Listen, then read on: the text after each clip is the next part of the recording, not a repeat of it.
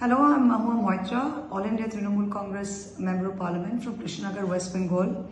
Along with many others, I have been petitioner in the Supreme Court against the Waqf Amendment Act.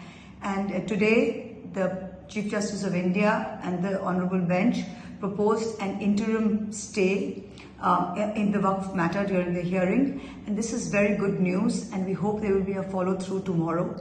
The three main points on which the interim relief that the Supreme Court has proposed, it's very important to know them. The first is that any court-declared Waqf property, whether it is Waqf by deed or Waqf by use, cannot be denotified during the course of the hearing. That's the first relief. The second relief is that while disputed Waqf property, the collector or the district magistrate can start an inquiry, they cannot under any circumstances take that property back during the course of that inquiry. So these proceedings in effect will not be put into effect. So the danger or the uncertainty that any disputed Waqf property will go into the government's hands while the property's ownership is being decided by the collector, today's stance will be stayed. The third most important thing is that the Supreme Court has proposed the relief is that in the state Waqf boards and the Central Waqf Council, nobody except from the ex-officio members will be non-Muslim.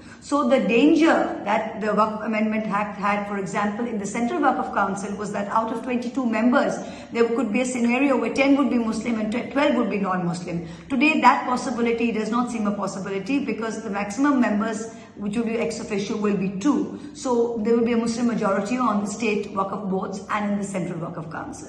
So these three measures of interim relief that the Supreme Court has proposed are definitely extremely reassuring, and as a petitioner and as a member of the Trinamool Congress that has opposed this unconstitutional act tooth and nail, we really hope that this will be concretized in the form of a firm stay tomorrow.